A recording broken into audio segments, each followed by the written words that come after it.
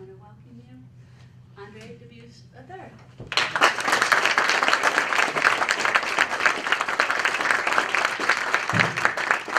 How are you? Great. I know you. I just one of my friends. Look at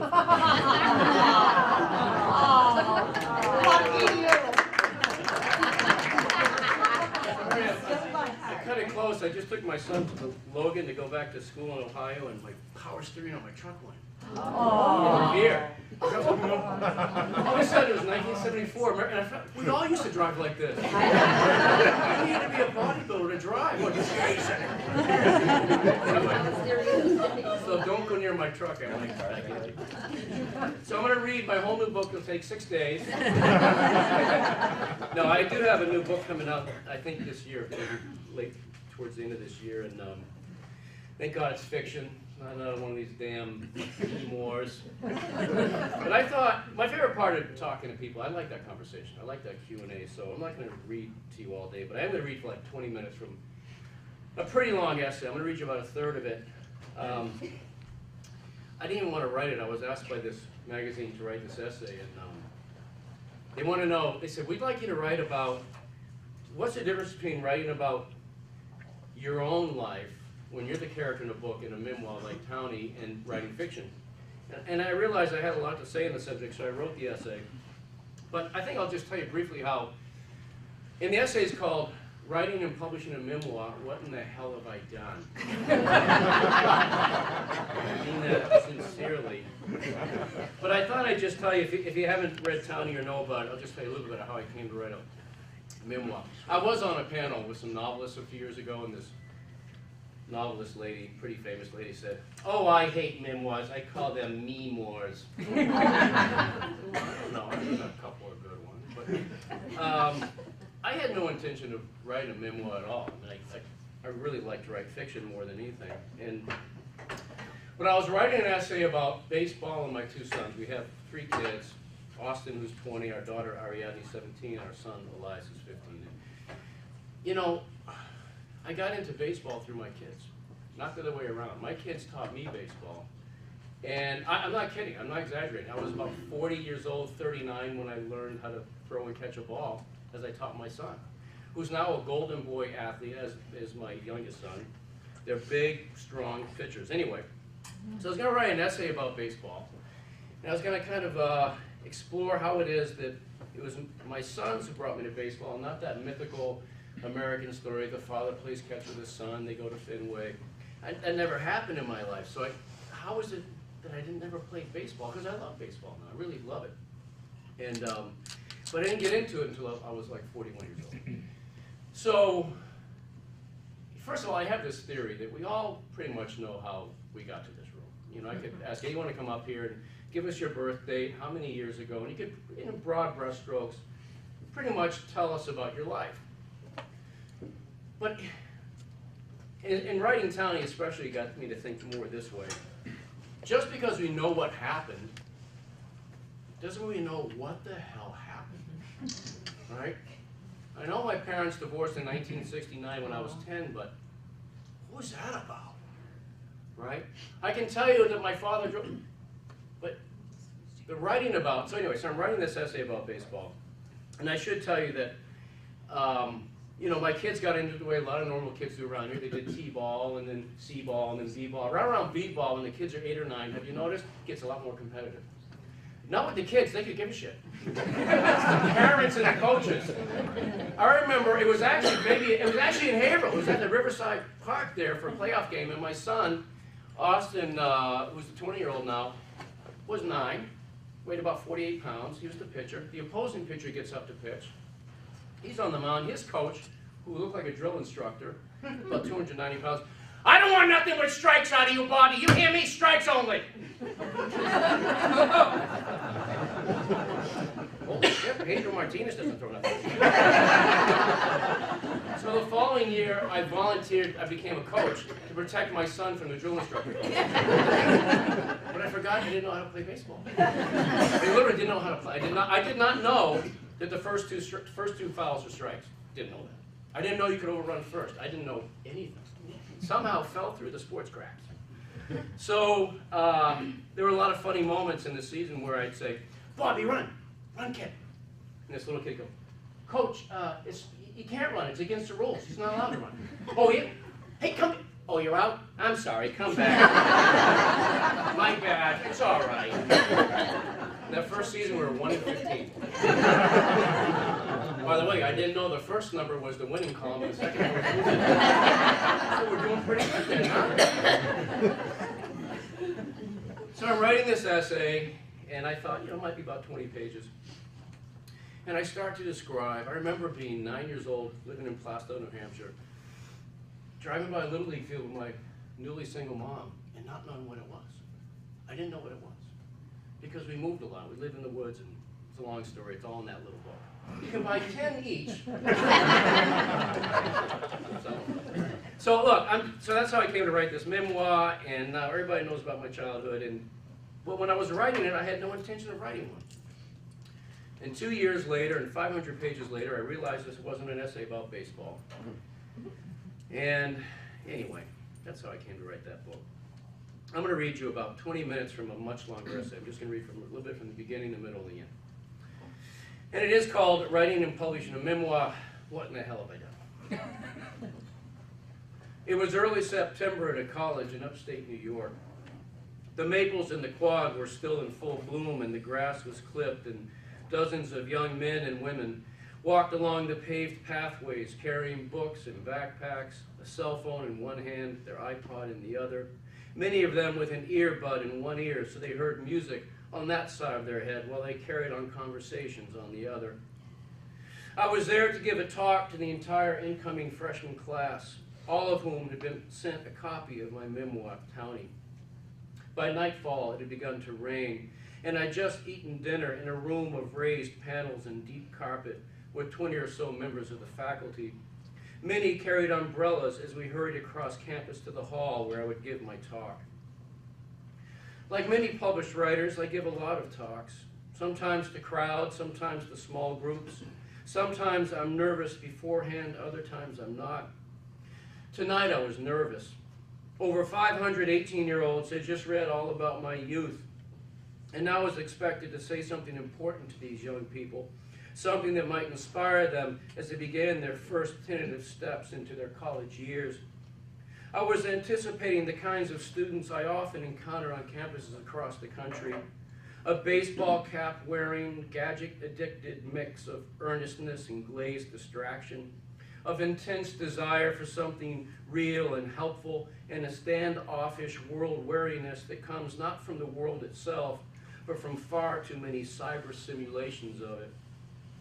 Whenever I'm in their presence, I feel a deep need to give them something worth showing up for, a story or a quote or a line of thought and feeling that comes from years of trying and failing and trying again to write truly about human beings, in this case, myself. But when we village elders stepped into the cavernous hall, nearly every seat taken by a young man or woman from various parts of the country, some from other parts of the world, something strange happened.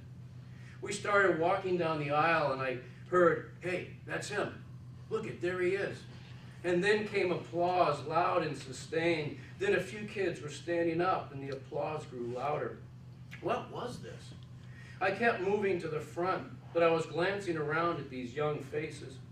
And so many of them was an expression of acknowledgement and recognition, many of them peering around others to get a closer look at me. And then it became clear what was happening. They weren't clapping for the middle-aged author of a book they'd been required to read. They were clapping for the boy and violent young man I'd been. They were clapping for the kid who'd grown into the man walking up to the stage to greet them. They were clapping not for Andre the writer, but for Andre, the main character in a story called Townie. I may as well have been Jake Barnes or Harry Potter or Captain Queeg. And as I waited to be introduced, I stood there feeling as if I'd lied to them in some way, that I had somehow misrepresented myself. But had I? Yes and no, not at all. In my hometown of Haverhill, Massachusetts, the mill town where I grew up, in the setting for Townie, I'm told is referred to as the book. Hey, have you read the book? You shitting me? I'm in the fucking book.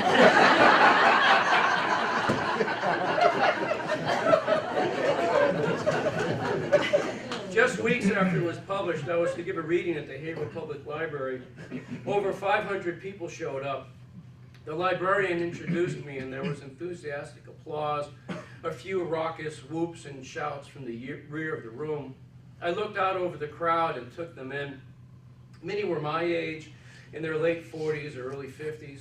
Behind aging skin and hair and a few extra pounds, I recognized a face here, the eyes of another there, people I hadn't seen in over 30 years, when we'd all attended the same high school with its undercover narcs and drug dealing, its high-achieving jock kids from across the river, the leather-wearing, ponytailed losers like me on the mill side, the kids or grandkids of immigrants from Ireland and Italy, Greece and Puerto Rico and the Dominican Republic. And there were older men and women there too, the parents of those of us who grew up in the shadow of the Vietnam War and Watergate and Nixon flying away from the presidency in his helicopter, an echo image of what so many of our own fathers had done, though they'd driven away in Chevys or hopped a bus or just hit the road with a thumb out. I thanked everyone for coming, then I read a few brief passages and took some questions. Mostly, though, the audience offered comments, and mostly these were words of thanks for telling our story. Our story. I liked hearing this and was grateful for their gratitude, but I was also confused by it. I knew what they meant, that I'd written about that in-between generation we were members of, 10 years younger than the Vietnam baby boomers, but 10 years older than Generation X. We were kids who grew up listening to early Aerosmith on 8-tracks in Z28s, drinking Heffenreffer tall boys and smoking angel dust. We grew our hair to our waist and carried pints of Southern Comfort in our dingo boots like Janis Joplin. But the party had moved on years ago, and so we were left wearing costumes, having sex too young, drinking too much, fighting in bar rooms and in the street, our broke single mothers too overwhelmed to do much about it. I knew what they were thanking me for, but still, wasn't Townie essentially my story? Years ago, I read an interview with the writer Janet Burroway in which she says that when readers go to the novel, what we're really saying to it is this. I love this. Give me me. Quick aside, I always argue with people when they say they like to read for an escape. I said, well, if you're reading literature, it's not an escape. You're actually going deeper into life, and it's actually the opposite of escape, and it feels good. Most of us know this to be true. If the writer goes deeply enough into her characters and their stories, then they'll go deeply enough into us too, their own natures resonating with ours like an easterly breeze moving wind chimes on a porch we'd never even known about.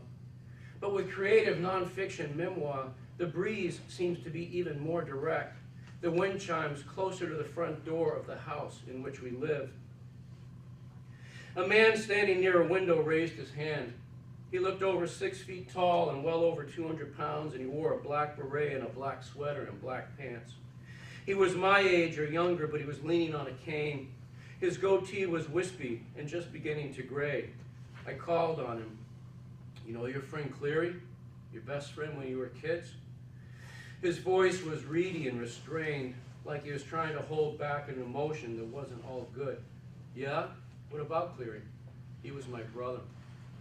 Cleary, always clowning and stealing and drinking and getting high, the son of a hopelessly alcoholic mother and distant father. My best friend when I was 13, 14, and 15, stabbed to death at age 25 by the common law wife he used to beat. Mark? Mark, is that you? He nodded, and I left the podium and walked down the side aisle to Cleary's younger brother I hadn't seen in years. I hugged him, and he hugged me back, and then the crowd began to clap, and I walked back to the microphone and told him just who he was. Later, at the book signing table, he asked me to inscribe a copy to their father. Mark told me how happy his old man was to hear that his oldest son, dead far too soon, had made it into the pages of a real book, that his son would live on now, that he wouldn't be forgotten. On the title page of the book, I wrote how much I loved and missed his son, and I wrote his son's real name and wished the father well and signed my own. But a week or two later, I received an email from Mark's girlfriend telling me Mark's father had read the book and that he was very, very upset. And why wouldn't he be? How could I not have thought of this earlier? I described his son as having been a wife-beater in his last days. I described how deeply alcoholic his mother had been, this woman who died of her disease not long after her oldest child had been stabbed to death. I wrote how absent he, the father, had seemed to me during those years. My God, what had I done? I'd written as truly of that time as I could. That's what I'd done. But my intention was never to hurt anyone, ever. These things rarely happen when what you write and publish is fiction. I'm going to skip a part where my sister comes into the house. She says, hey, have you read this interview from some guy about you on Google? I said, no, I never read anything about me or anything. You might want to read this one, honey, she says. I look at the title. Character in Dubus' memoir, Vows Revenge. And I read it, and the guy who beat the crap out of me 35 years ago says he's going to do it again. Why is he mad? I said he beat the crap out of me. If you're here,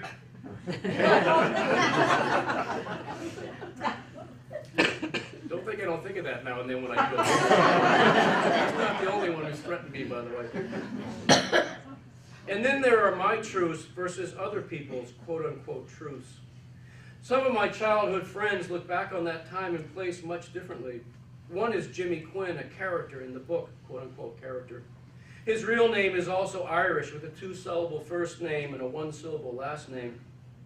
By the time he was 16, he had a reputation as being a very tough and dangerous kid, a guy who easily beaten up grown men.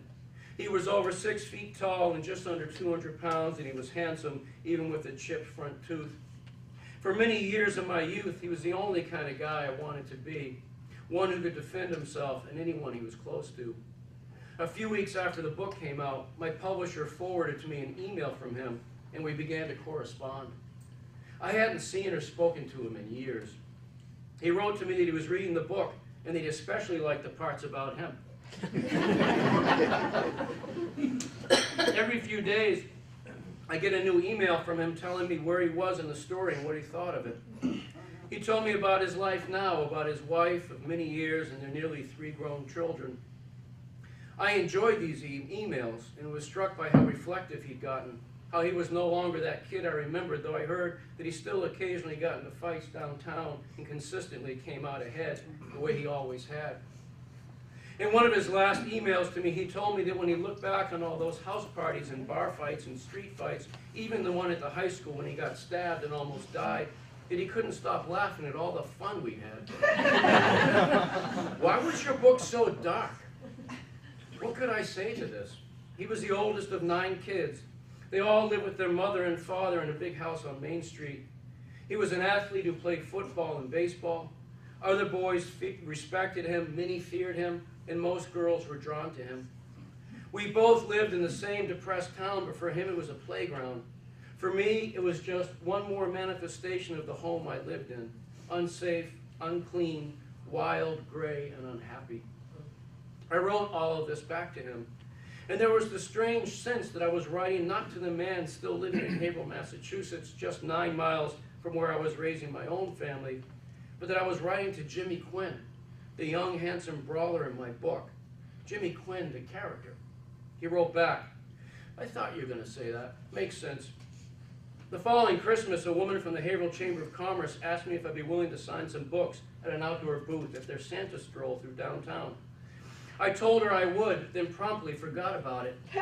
The night I was supposed to be there, my friend walked by and saw my booth unmanned and heard I wasn't coming. No problem, he said. I'm Jimmy Quinn. I'll sign him. I heard he signed quite a few like this. Merry Christmas, best wishes, Jimmy Quinn.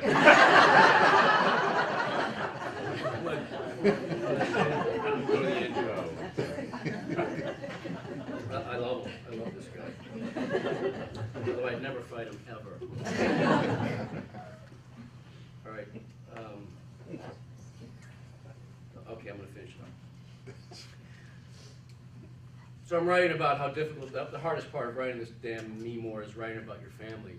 Where's that line between your story and theirs? When do you have the right, the moral right to violate their privacy to tell your story? It still haunts me. So now I'm writing, in this part of the essay I'm talking about, writing about my dead father, who's not here to defend himself. And he was a beautiful writer. I had naively assumed, semi-consciously, that because our father hadn't lived with us, I wouldn't have to write about him much at all. But as I wrote my way back into those years, I learned otherwise. The word to remember is the opposite of dismember, and it means to put back together again. As I was putting back together the years of my growing up, my father's absence in our daily lives became a major presence in the book. For a while, a few weeks or a month, I resisted it. I knew that if I were to continue writing as honestly as I possibly could, I wouldn't be able to write about him in the most flattering light. He had wonderful qualities. He'd been immensely gifted, a true and humble artist, generous, funny, attentive to the suffering of friends. But as a young father, he was also largely AWOL, and it hurt me to know that my writing was already showing this. I loved him, I missed him, I was proud of the art he had created with his time on earth, and I did not want to betray him. Years earlier, when I'd begun to publish my fiction, my father and I did a reading together in New York City. I read first, and then it was his turn. As he wheeled himself up to the microphone, there was boisterous applause, and a woman sitting next to me leaned in and asked, "Was he just a perfect father?" What could I tell her? That no one is? That it was my mother who raised us, not our father? That when he was around, he really wasn't? But she was clearly doing what I'd seen so many other readers of my father's work do. She was confusing the writer with his beautifully wise writing, the flawed artist with his nearly flawless art. I think I smiled and nodded and turned my attention towards my father, who'd begun to read. People who read his stories tend to love them to a degree bordering on worship. Art of this caliber can change lives. The last thing I wanted to do was to paint my father in such a way that I might somehow damage that nearly sacred relationship between his devoted readers and not him, but his work. But neither could I idealize him in any way. In Townie, I was trying to stay as loyal to my subjective memory of those years as I could. And in those years, my father was a deeply flawed one. But if my father's own art sought to do nothing else, it sought to illuminate truths. In all my writing life, I've been trying to do the same thing. So I held my nerve, stepped into my fears, and tried to capture my father as he'd been. Let's see if I can read that. I was in a bookstore in Ohio on the paperback tour for Townie. A Catholic priest sat in the front row. After my reading and talk and a few questions from others in the audience, the priest raised his hand. He was wearing his Roman collar and looked to be in his late 60s. He also looked troubled. The section I had just read showed how oblivious our father had been to the kinds of lives we children were living on the other side of the river from where our father wrote and taught at the old Bradford College. The priest said, "But your father wrote so insightfully about children in his fiction. How could he have missed this about you kids?" My old man, if he were here, would be the first to tell you that the writing is larger than the writer. But what about everything he wrote about being a man of faith? How could he have written those things and then behaved so consistently badly? I may have quoted D.H. Lawrence. "It is not I who writes, but the wind that blows through me." The conversation, isn't that nice? Yeah. The conversation continued, and I could see that this priest was no less troubled. Then he said this. "In the mid-70s, I was a stockbroker on Wall Street. Then I read your father's novellas, and He paused, seemingly unsure about whether or not he should continue. "I quit and joined the seminary and became a priest. Wow. And now that you've read my memoir," I said, "you're wondering if the man whose work put you on your path was a fraud." The priest half nodded and said no more. I told him and the others gathered there that my father was no fraud, that his work was genuine and authentic and far wiser than he, a mere man, could ever have been. I told that priest he should never think otherwise. He seemed He seemed semi-comforted, but that night, lying in my hotel room, wide awake at 3:30 in the morning, I kept seeing my own death and possible reunion with my father. And what did I see? I saw him sitting before me, his trimmed beard as white as it had been in life, and he looked hurt and confused. He looked betrayed. In his essay, The Magic Show, Tim O'Brien argues that successful characterization in fiction, and if you're a writer too, and if you haven't read this essay, you should really listen to this because it's, I think, brilliant. That successful characterization in fiction is not a pinning down process, an act of nailing a character, but quite the opposite. The deeper we go into character, the darker and more mysterious it gets. In this sense, he asserts we are all unknowable. Townie is not fiction, but when I wrote it, I was using tools I try to use as a novelist: sensory detail, direct dialogue, and real-time scenes, essential brushstrokes that make more textural and alive a moment. In the earlier part of the book, when I was a young boy, I tried to write deeply from that perspective, without judgment or commentary. As I got older, I allowed the voice to change, but again, I tried to stay emotionally who I'd been at the time. And one of the things I had been was largely fatherless, something that came as a surprise to the older me writing all this. I'm just going to read one more page. I was giving a talk at a university on the West Coast. Afterwards, a big gray-haired man in a red sweater stood in the audience and said, "I read your book. I think your old man was a friggin' prick. How come he never took you guys to a ball game, for Christ's sake?" Hearing this was like getting slapped across the eyes. I took a breath. I sipped some water. I did not believe my father had been a prick. But what I had written, and no one else, had given this man standing in the audience, all of whom were now looking at me to see how I would react, this picture of my father. I told the big man in the red sweater what I truly believe, that the book is out of my hands now, and he's entitled to any emotional reaction he may get from it. I did not tell him, but I've been thinking it, that his story with his own father might be resonating here too. I don't think my old man was a prick, though. Then why didn't he take you guys to a game? Why didn't he ever call you on the phone or take a drive over to your house on a weekday? I told him the truth. I don't know. He'd have to tell you that, and he's not here to defend himself. The man sat down, and I was relieved the next question had to do with one of my novels. Again, late that night, I lay in my hotel bed wondering just what I'd done. I've been hearing that the reviews of my book were positive, but many of the reviewers went after my father for having abandoned us. But had he? In the town where I now live, I know a woman whose husband drove away 10 years ago, leaving her to raise their 5 kids alone. No phone calls, no visits, not one penny in child support. The last she's heard, he's living somewhere in Japan. Now that's abandonment. My father never did that. But I also had to stand by my remembered portrait of him, the very one that got that man and many other readers apparently to dislike my father, that he simply had not been present for much of our growing up. But he'd been so much more in life than this absent father I painted.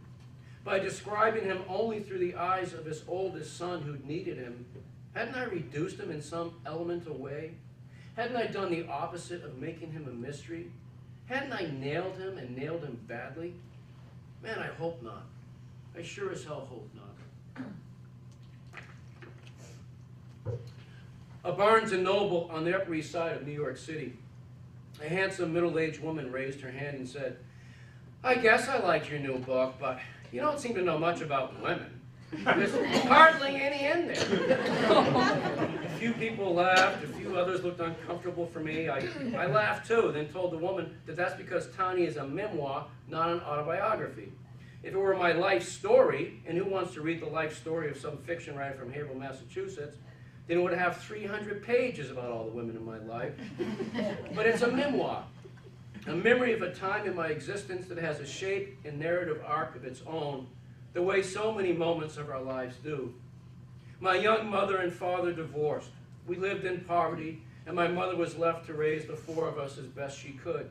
We moved from one cheap rented house to the next, and I was always the new kid, and I got bullied till one day I began to fight back, till that was all I ever seemed to do. And I was on a road that would either get me killed or put in prison. and it was finding creative writing that put me on a more peaceful and constructive path. This is my story. I did not make it up, nor did I put in any moments that did not happen in my life. But still, there's the vaguely shameful feeling that I've cast in stone something that should stay fluid, our ever-evolving and changing memories of who we and the people we love really are.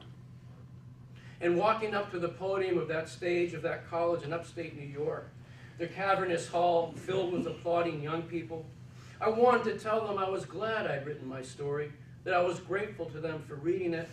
But please don't confuse me with that Andre in the book. He's a character and I'm real. That was then, and this is now. But then they stopped clapping and the hall grew quiet. I could hear the rain on the roof and against the windows, and I could see so many of their faces, expectant, slightly wounded, hungry for something helpful, many masking this hunger. And I felt the younger Andre, the only one they knew, descend into my legs and arms and chest and face. Then we were both stepping toward the microphone, and together we began to speak. Thank you.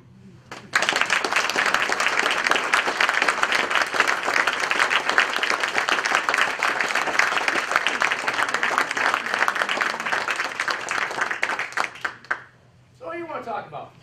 How much time do we have, Diana? A few minutes? Oh, got a good half hour or so. Do I know any of you from high school? What year did you graduate? 76, 77. Well, I left in 76, graduated in 76. 78. You go, girl. Oh, you're Lisa Conti. Yes. Oh, get out of here. Vividly. Yeah. I was in the book. Yeah, you were. She's still wearing leather jackets, but she wore like green ones. It's 9/11. You had one. And you had hip huggers, corduroy hip huggers. They went really nice and low back then. Nice to see you again. You're aging well, buddy. Wow. I thought that was you. Okay, moving along. Moving right along. Yes. Hi, I know you. Hi, Ann. Hi, how are you? Good. How are you? In the North Shore magazine, there was an article that just came out. I don't know if you've had time to see it, but it was on Writers of the North Shore. I did see it, yeah. And it mentioned The Citizen as a Yes. project that you're working on. Yeah.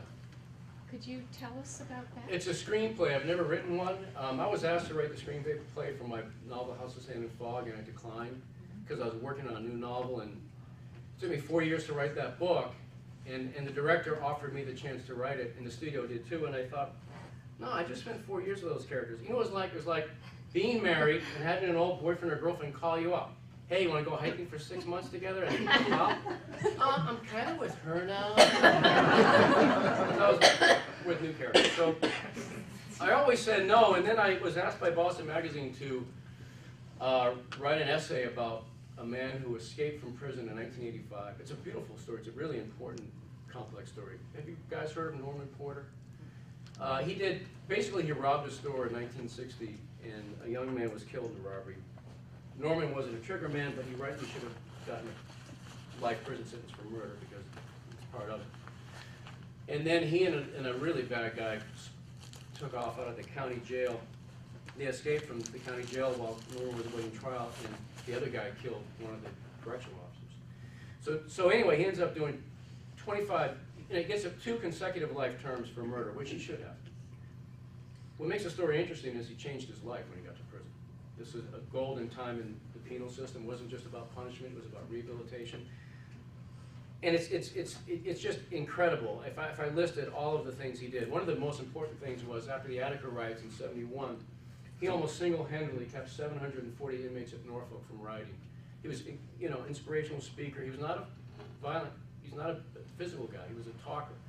But he became educated, he got his degree through BU in the prison program. He did all of these incredible things. He went on 100 furloughs, talked to tough kids, changed his life, really became a good man. So much so that the warden himself testified that he get commuted from his life sentence. The prosecutor who put him away for life and was a good friend of the correctional officer who was killed testified that he get freed.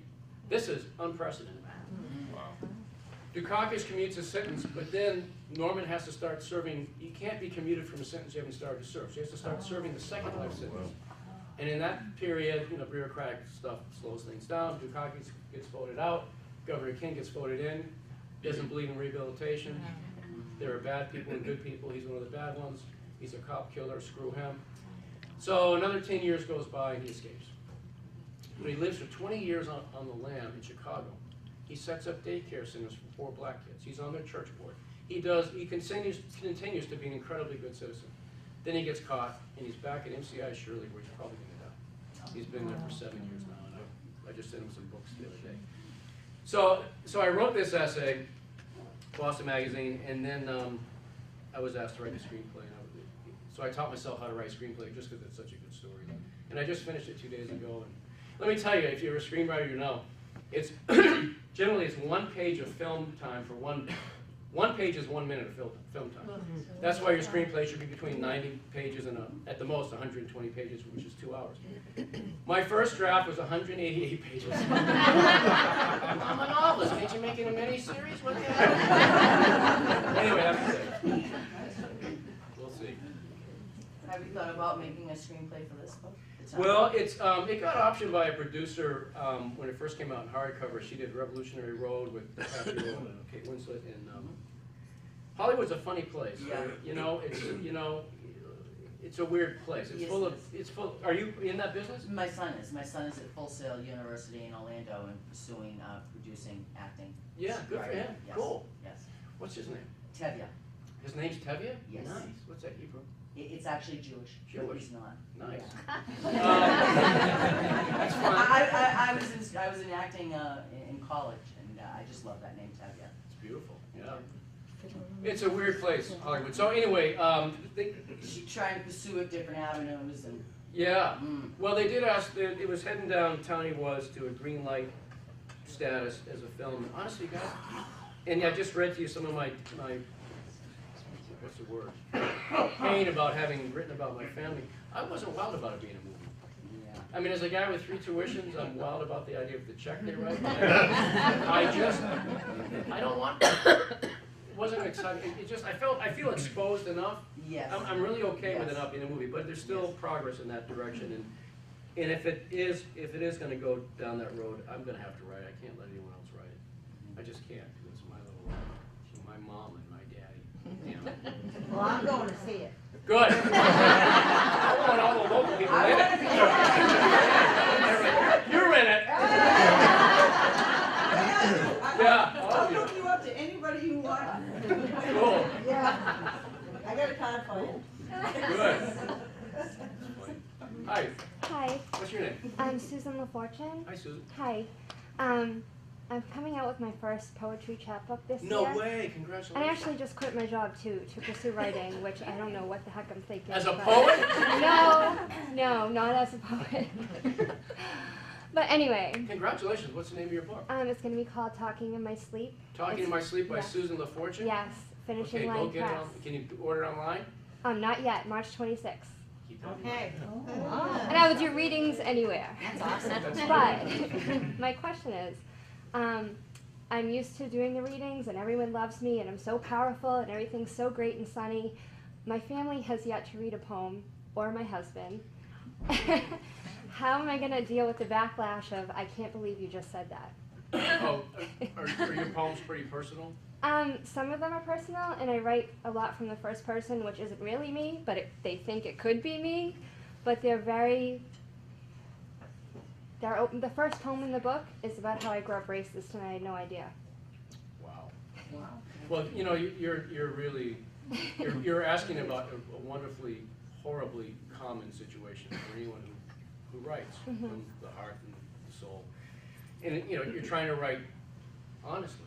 Yes. Good writing is honest writing. Yes. Great writing It's is, the only way I know how to write. yeah, and that's the only way you can write. Why isn't, I guess it's personal, but why hasn't your husband read your poetry yet? I think he's read some of it. I read it to him, but he hasn't heard a poem of mine in almost 2 years. And I think I'm more afraid that, I've convinced him, honey, I'm going to quit my job and I'm going to do some other jobs to make money and I'm going to write and I have my office and I'm writing and I'm writing and I'm writing. Now, I don't even have a college degree or a writing degree, You but don't I'm need going writing for degree. it. I never studied writing either. Okay. I'm going for it. And he's all on board. And I'm afraid, I think, that if I read it to him and he says, that's awful. Right. Well, first, people will tell you that because the world's full of Yes. people who will tell you that. Yes. They I just don't want him to say it. Yeah. Well, first of all, I appreciate how honest you're being about your situation because you're not alone. There's a wonderful definition of intimacy from the family therapist Virginia Satir. She said, intimacy is my own ability to share with you my truth and your ability to reciprocate. Isn't that nice? Yeah. Intimacy is my own ability to share with you my truth and your ability to reciprocate. If you think about it, and who are the hardest people to do that with? Your family. People you love and who love you. Look, the guy on the bus, yeah, you're drinking too much too. Me too. Yes, bud, you never see him again. But when it's your father, Dad, I think you drink too much. I show you can't do it. So the reason I bring intimacy up is I think that's the whole contract. I love that line. It's in the essay from Janet Burroway. When we go to the book, what we're asking for the book is give me me.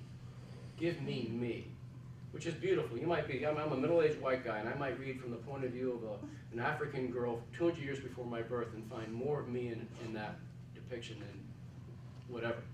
And Tolstoy has this great line. He said, I love this. Art is transferring feeling from one heart to another. Isn't that beautiful? That's all it is. You can get a PhD wrestling with that question of what art is. All I know is that when I hear a good song on the radio and I crank it up, it's usually because it makes me feel something.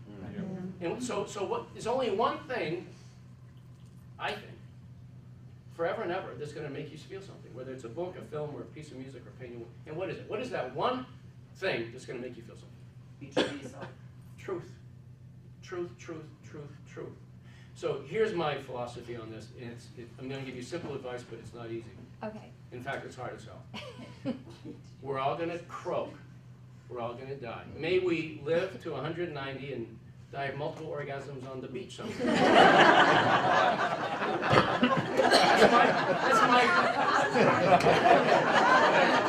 That's my daughter would say, did I just say that out loud? But we're all mortal. And I really think, I don't want to be morbid, but I think you really do need to think about your own death when you think about these things. Do I want to waste my precious time on earth? Because even if I live 100 years, that's a little too fast for me.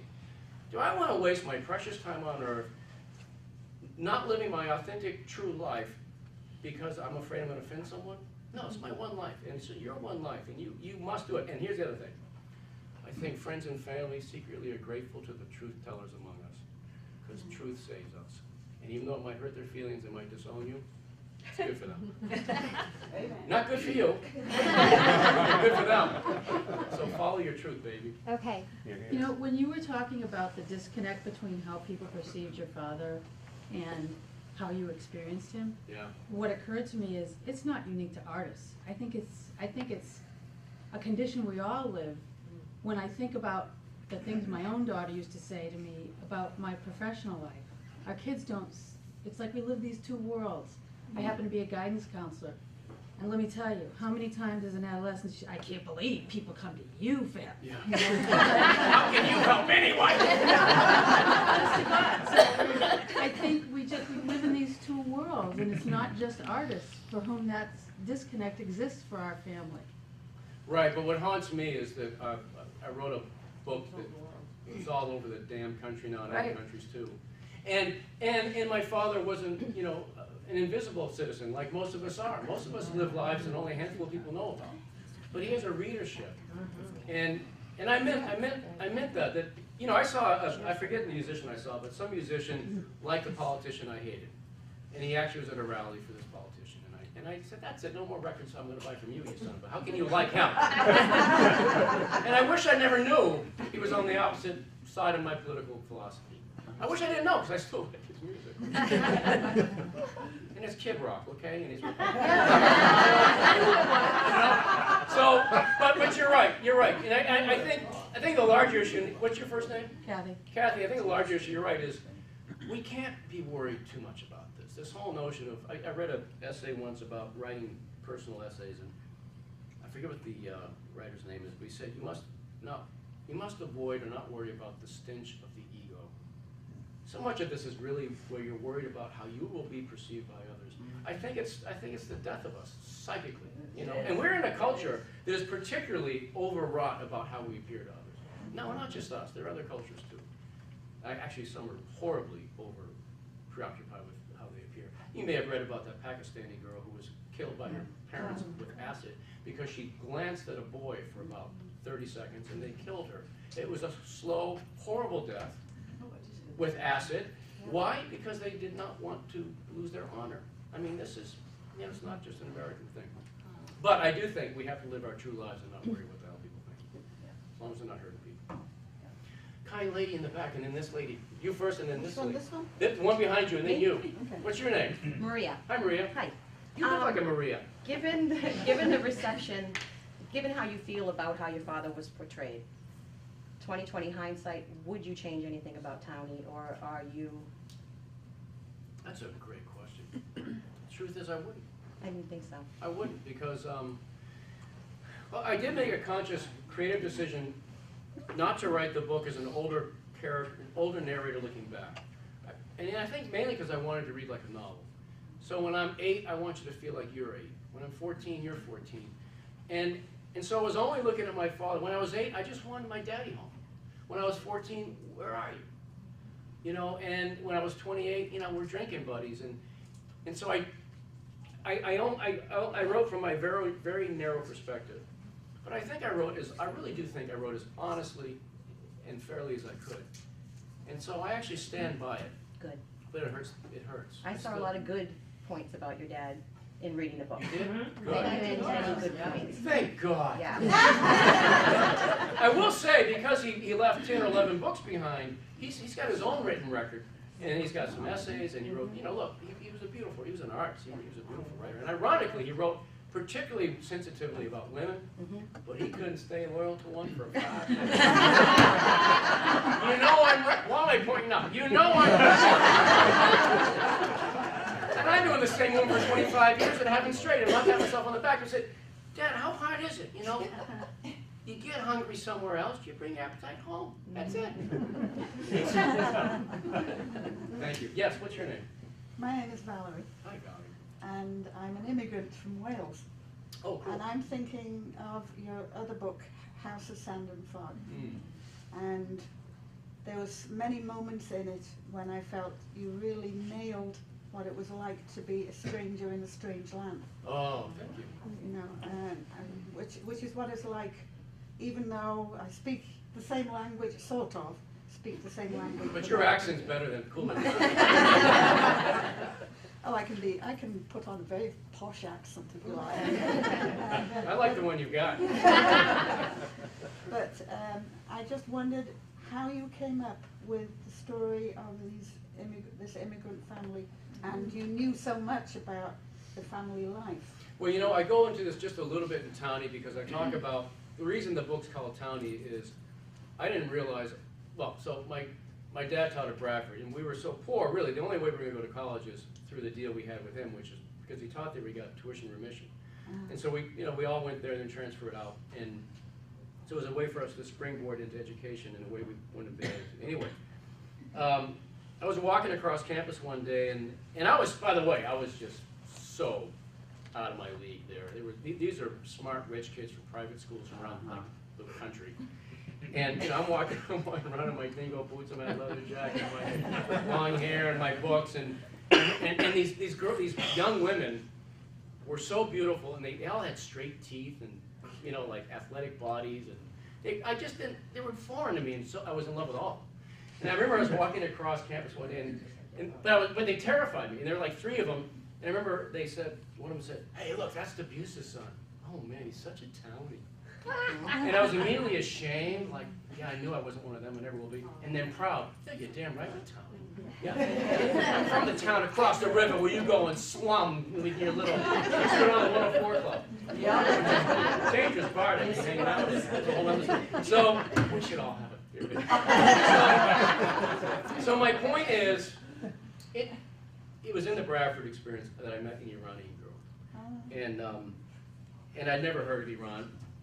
And I quickly fell in love with her. She wasn't just physically beautiful, she had something beautiful going on. And she also had an accent, Valerie, which is very nice. And I quickly learned you can't date a Shiite Muslim girl from Iran the way we dated in Haverhill, Mass, which is, hey, I stole a six-pack at the Packy. It's not too warm. We'll go drink it. No worries. I couldn't even see her outside the classroom without a male female with her.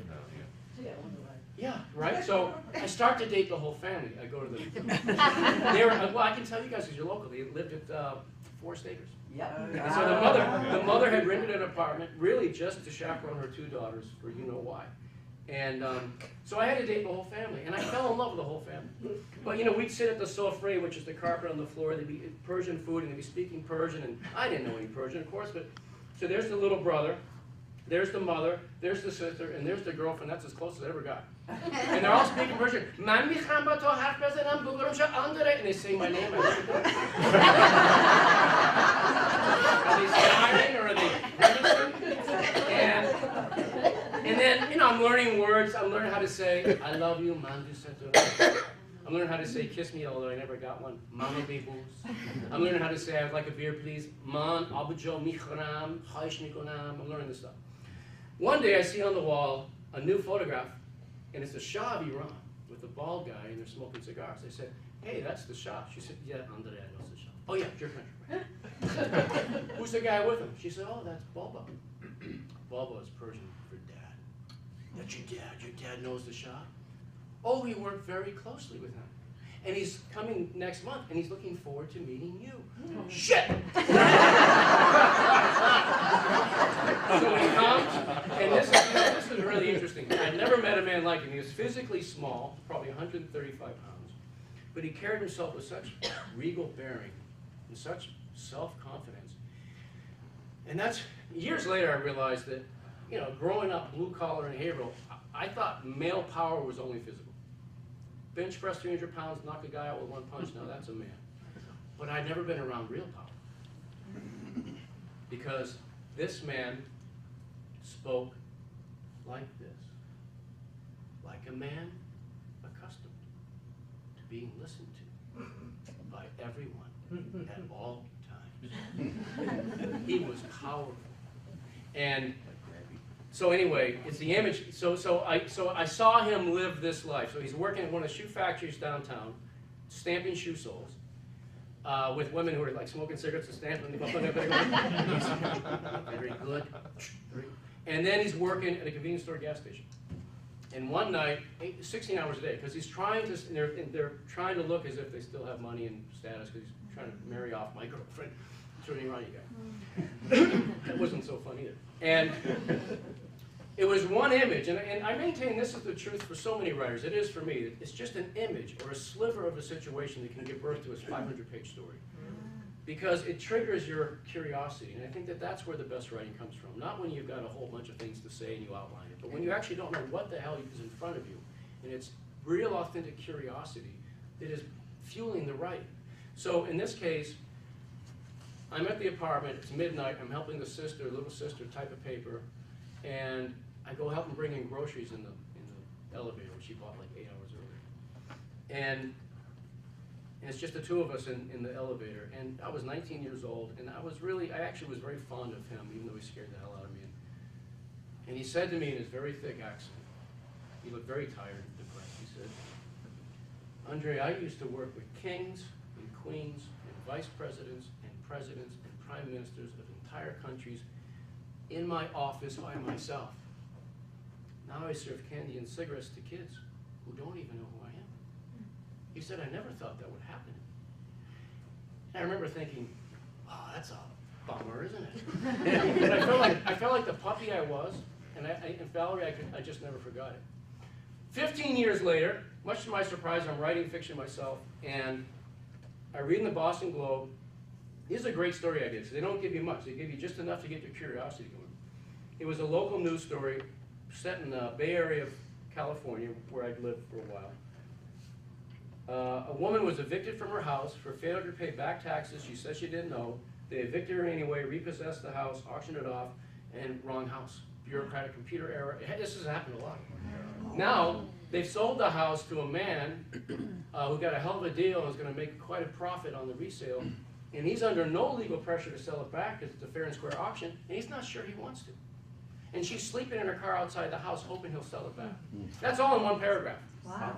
And I saw that the man's name was Middle Eastern.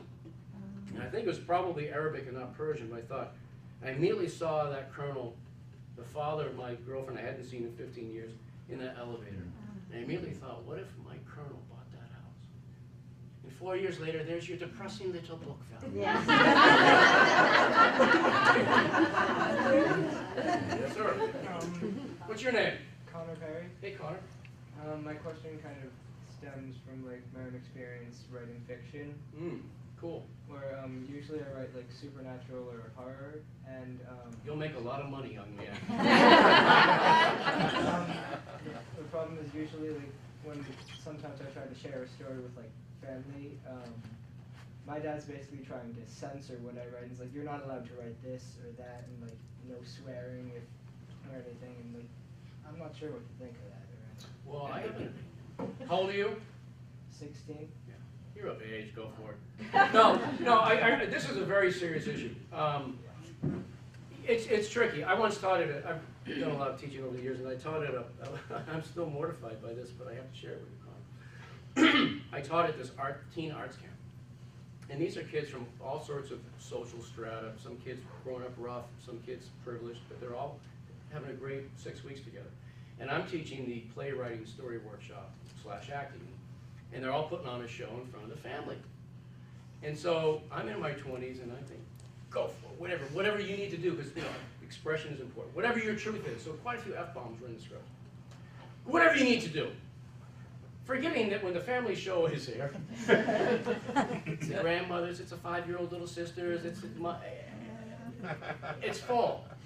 And the kids are coming on thinking, ooh, I don't know if I should have allowed this for this. And then the F-bombs come out. And I'm thinking, oh, this is not an appropriate place for this. I'm seeing some really uncomfortable people. A father was threatening to kill me afterwards. And then I had to get up, and I had my two oldest were, I had my daughter in a little sling here, my son in a backpack. I walked up to the kids. Just wanted to tell you as a father myself, I apologize. This is totally inappropriate. I should have found another way to do the F-bombs. They're very right to be upset. Kids, I'm sorry you heard that language. But then I felt like apologizing to them because the truth is, in the story they wrote, these kids would have been dropping F-bombs left and right. And I'm trying to teach them what art is. And art's about truth. It's not about being nice. But it was the wrong place. It was the wrong place. And I should have let them do it in private. And I should have had them tone it down for the public performance for kids. It's like an R-rated movie, little kids don't go in. Anyway, my point is this. I respectfully disagree with your dad. He knows you better than I do, but I think that honest expression is healthy, is all get out. And I think you need to write it, whatever way it comes out. But then you have to be careful about who the audience is and when. But I would write it completely honestly at 16. I wouldn't hold anything back. And then just be careful who you're showing it to. That's why we have our ratings and whatnot. You guys agree? Yes. Anyone disagree? Because it's a good topic. All right, yeah. Kind lady, Bridget. Yes. That's you. I Yeah. met you on the way here. So, much of your book, it seems like it's an attempt for you to fill in the blanks with your father and allow him to understand things that he didn't see or know about your story. Yeah. And I wonder if any bits of reconciliation came as a result of writing the book from people who knew him well, other friends of his, if anybody imparted understanding that he did have that you weren't aware of, or feelings. This is really, I've done a lot of these. No one's ever asked me that. That's a really good. You guys hear a question? Yeah. So, the question was, was there any sort of reconciliation with friends of my father, people who knew him in a way that I did after they'd read Townie? Yeah, I've heard from a lot of his friends who are still living. He died, 14 years ago this month. So he never saw this book. I'll tell you what, I couldn't have written it if he were still alive. I couldn't have done it. I may have been able to write it, but I never would have made it public. For the reasons Susan, Susan, no. Yes, That we Susan. talked about. I was just thinking that about Yeah. my mom. My mom died 12 years ago, and a lot of the poems are about, parents or things that happened or things that happened to me and I was like, my mom was still alive. I don't think I could do this Yeah. as well. Yeah, and I think we all face that. Whether you forget just writing books. you know, you're in conversation. Can I say that out loud? And then they're dead. If you believe in a spiritual world like I do, she's hearing you anyway. Yeah. But to give you an example, I spoke with a writer friend of my father's, who's pretty well known, and they were friends for 30 years. And I saw I'd gotten a letter from him, and it was about 2 months after Townie came out, and I said, this isn't good. A letter, this isn't good. An email, he's probably not pissed off. A letter. And I opened it up, and he just praised the book, and he praised the portrait of my father. He said, you know,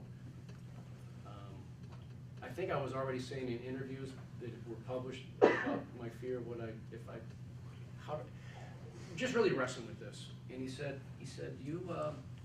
your father spent his whole life trying to write as honestly as he could. And he said, I think that's what you've done in this book. And he said, yeah, there was more to your father than the portrait you gave him, but that was your portrait of him, and it's valid. And see, this is really interesting, and this is one of the big demons and dragons creatively about memoir, right? This whole notion of facts versus truth, right? The memoir, I mean, the memory is flawed, right? We all know, you know, 5 siblings, you talked about Thanksgiving 20 years ago, oh, you will fight to the death over what we have. Uncle Harry died at the table. Uncle Harry died 20 years before that. And he died on Easter Sunday in Texas, for Christ's sake. No, he didn't. I was there. His head was in the turkey. That was Ma's head. Right? So it's really interesting what that. So let me give you an example of this facts truth. I'm getting to know my cousins from Louisiana, as you know, grown people, and I've got a crush on all the female cousins. You know, I hardly know them, so they're kind of like new people, right? So two of them are at my house. We're having a brunch, and I'm washing dishes, and the 2 sisters are talking. They're like 45, 46 years old. I'm washing dishes, and they're drinking coffee and talking about whatever. Then I hear one of them say to the other, I just don't think Daddy loved us at all. I go, oh, shit. Water off. And I actually don't remember what happened. I was eavesdropping shamelessly, but I began to think of my dead uncle. And I didn't know him well, but I knew his story pretty well. I knew that he had 5 daughters. I knew he worked 90 hours a week as a self-employed insurance guy. He put all 5 through very expensive private high school, put them all through college, was starting to put the older 2 through medical school and graduate school, and he dropped dead at 53. Wow.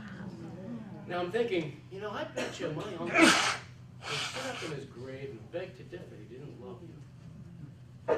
I can hear him say, how could I have done this without love for you? You don't think I was doing that for you 5 girls? Who was I doing it for? I wasn't doing it for me. And yet, my cousin never saw Daddy at breakfast, never saw him at lunch, never saw him at dinner, never saw him at a game, never saw him at a recital, never saw him at Sunday dinner, never saw him at church. The truth is, she did not feel loved. The facts were, she was loved deeply. So that's the dragon we're always wrestling with, isn't it? But look, I know my old man was beautiful in many ways. The time I was writing about, he just wasn't around for me and my sisters and brother. He's not a bad man. Here's another thing. There's a great line from an essay, if you're a writer and you haven't read this essay, The Nature Name of Fiction by Flannery O'Connor. Every line is quotable. In one line she says, a writer's beliefs are not what she sees, but the light by which she sees. So if you want to try to learn what you believe about something, just read something substantial and honest that you've written. It might be a long letter. You'll learn that you believe this. You'll find things out about what you're thinking, about what you're wrestling with. So, you know, I read the audiobook for Townie, and 6 months after it came out, and that was the first time I really read it as a reader. And when I finished it, I thought, wow, I just learned something I believe. I believe that no matter what country we live in, whether we sleep in a tent or in a king-size bed somewhere, I think just about all of us get out of bed every day trying to have the best day we know how to have. I think very few of us get out of bed hoping to go down the tubes, unless you're mentally ill, right? Right? Yet you can wake up trying to have the best day you know how to have, and then at 12 o'clock that night you're in county jail with blood under your fingernails. You weren't planning that, but that happened. So I have this belief that we human beings, I think most of us are trying to do the very best we know how to do, which is not the best we can do, which is where I think human growth comes in. And when I look back at Townie, I think, you know, my old man given the complex, tangled forces that made him him, being raised in French, Irish Catholic, Southern Louisiana in the 1930s and 40s, joined the Marine Corps, getting married very young, 19, 20 years old, to my 18-year-old beauty queen mother, eloping, quitting the Marines after his father died, and becoming a writer. The 60s comes, he's having sex with all his students over left my mother. I mean, we're all so complex. And those forces that made him, and they made his strengths, they made his flaws, they made his angels, they made his demons. You know, growing up when we did where we did it have made us how we are. My kids are having such a different childhood than I did. They're upper middle class kids who go to Governor's Academy, for Christ's sakes. Cars start right up. All right, we have no steering forward and neutral. I can go buy another one.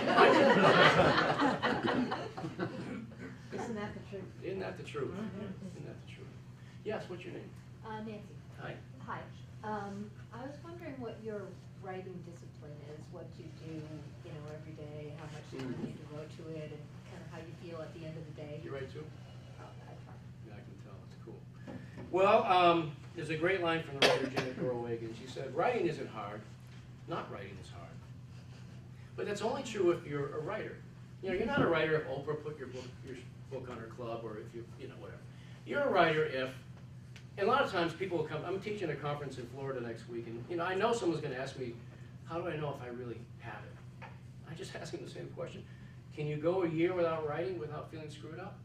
Can you even go a week without writing without feeling screwed up? If the answer is I can go a year without writing without feeling screwed up, well, relax, you're not a writer, big deal. You're supposed to do something else. But a writer can't go. We can't go a week, right? I feel so screwed up if I don't go. So, I write 5-6 days a week just to be me. And I've got a really good schedule now. I prefer to write in the mornings. And the Irish writer Edna O'Brien had a really great quote. She said that she prefers to write in the morning because she prefers to go from the dream world to the dream world. You know, before all the crap of the day comes in, the bills and the errands and all the crap we have to put up with. And she said, if I can't write in the morning, I like to take an afternoon nap and then go to work right after the nap. So that you're still more in a meditative, dream-like state. So I write every morning. I bring the kids to school, and the house is empty. I built a soundproof, really not soundproof. Yeah, it is soundproof, like jail cell in my basement. I'm not kidding. It's like 5 feet wide, 6-foot ceiling, a window I cover with a blanket, a blank wall, a desk. I lock it. You have to go through like 5 doors to find me. And I'm there for like 3 hours. And I write longhand pencil and notebooks. I buy at the grocery store for 99 cents. And then the next day, I will type the previous day's writing into the computer just so I don't have to type, spend 5 years typing notebooks when I'm done. And then I do that for about, it's probably like 3.5 hours. I go to the gym to clear my head and go about my day. And if I'm working on 2 projects, I'll get an afternoon session. But I don't work on 2 pieces of fiction at once. To me, that's like having 2 lovers. You know, but you can work on a novel in the morning and an essay at night, because that's like having, you know, a lover, a wife, and a drinking buddy. Or a lover and a workout partner to be. Honor. Like, how do you stay focused on like one novel if like your muse is like kind of coming up with different ideas constantly? You must distrust this muse who comes up with many ideas constantly, because that can't just be caffeine. No, it's not. You'll get and I tell this a lot, Connor, to my students.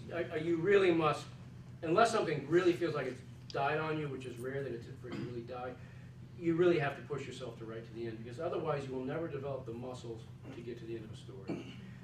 You're always going to fall in love with a sexy little idea, because you will fall out of love with your idea in about 10 days of writing it. It might take you 3 years to write the novel, whatever. After 10 days, you go, oh, this isn't so fun anymore. This isn't as great as I thought it was going to be. And it's like marriage. You're not married yet. I assume you're not married yet. It's like marriage. You know, I've been with the same woman for 25 years. You know, she's not always in love with me. I'm not always in love with her. Sometimes I can't stand her. Sometimes she can't stand me. And when you can't stand each other at the same time, ooh, kind of scary. But then you talk and you spend time together. You fall back in love, and I think writing a novel is like being married. You are going to fall in love and have crushes on people every day. I fall in love every day. Not with people who aren't my wife. I just don't commit to them. I commit to my wife. So you really must commit to the project and see it through, because you're always gonna have sexy ideas that are much sexier than your damn book, because your book is gonna feel like it's awful, when it's not. Yeah, I've gone through that a lot. Yeah. Usually give myself a week. You know what though, just write the idea, Connor, and put a question mark on it, put a date, and then go to your storybook idea when you finish the novel 3 years later. What's your name? I know you. Do I know you? Yeah. UMass Lowell, I Yeah. work with you there. Yes, So I was I- gonna say, I know you do more than sit in that idyllic room and go to the gym, which sounds so lovely, but I know you work hard too, aren't you? So this is part of my question, is, was it surreal for you like it was for me? Because I love your work and I loved your father's work, and it wasn't so difficult for me to use his work as a college teacher, but using Townie as a text was really, really interesting, and making quizzes about chapters 5 through 7 and that kind of thing. I'm wondering, how was that for you? Because it was our common text. Oh, you mean at UMass UMass? Lowell. So I'm a professor at UMass Lowell, I'm proud to say, and they chose it for the freshman class this past year. They all read Townie, right? Yes, and I wanted to tell you or ask you or whatever I'm supposed to do that.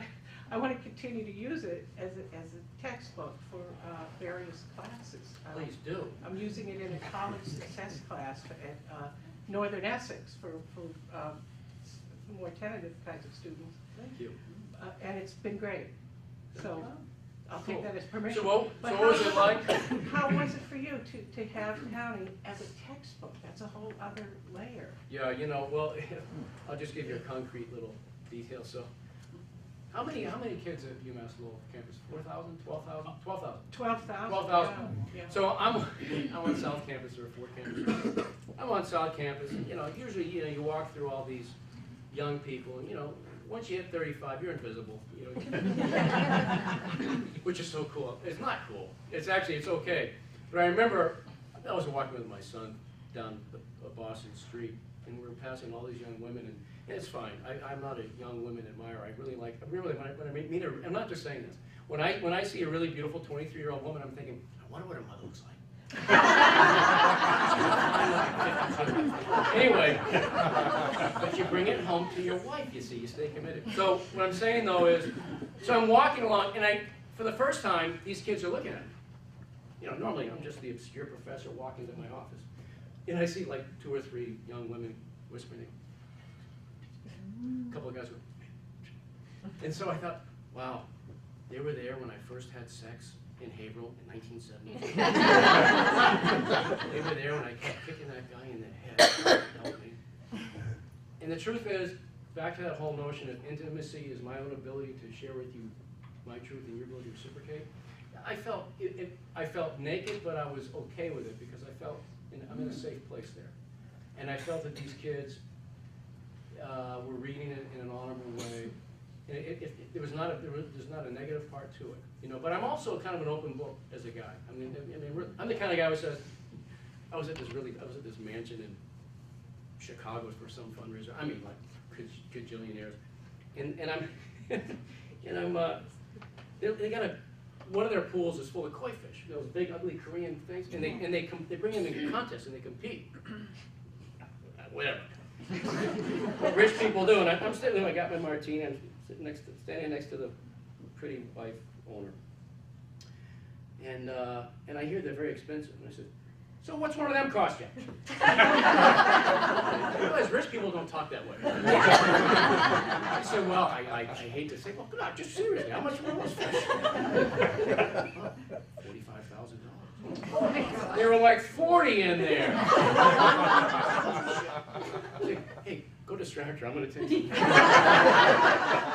I ask things like, so how much do you make? Hey, have you noticed since you hit 50, you got to pee like 3 times a night? Anyway, because I'm that kind of guy, it's really easier for me to be naked, is what I'm saying. But it's an honor, and I'm really moved by it. 1 or 2, yes, I know you too, don't I? You don't. What's I your wish first you name? did. Rectify that. What's your first name? Charlotte. Hi, Charlotte. Hi. I just wanted to tell you that I'm not a writer, but I'm a reader. And I had a very wonderful experience with your book because I'm not your age, unfortunately. I'm older, but I grew up in the acre too. Wow. I'm an acre kid. Wow. And your story is not unique. I know, it's not. Right, to people who grew up there. I knew a lot of guys like you, Oh, yeah. right? But I had so much fun reading about all those places that are gone and trying to figure out who the hell was who in that book, and talking to my friends that are now all over the country who grew up there too, and saying, "What do you think that guy was?" And one person would say, "I know who it was." And we'd get back on the email and stuff. But I just want to tell you how much fun I had reading that book. It really was. Apart from the story that was wonderful. And I also knew your dad, and he was a charmer. He was a charmer. Oh, yes. Oh, yeah. Did he try to bed you down there, girl?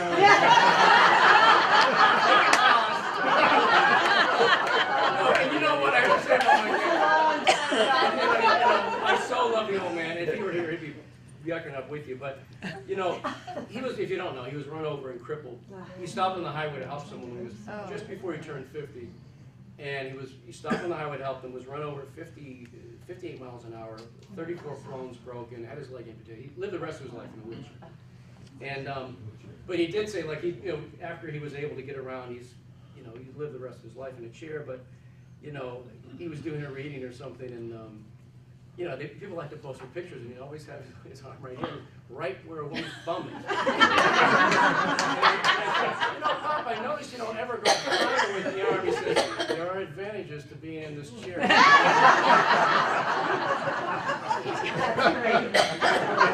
Oh, we've gotten really lofty and literary now. Should I take one more? Yes, hi. Hi, I have a question. Obviously, that's why I raised my hand, sorry. You talked a lot about truth, and I read a lot of memoirs, or nonfiction, and there seem to be a lot of name changes and things. Yeah. And I feel kind of manipulated and or cheated at the end when you're like 30 pages in and they say, let's call him Dr. Christopher. No, let's call him by his real name, because it's supposed to be a true story.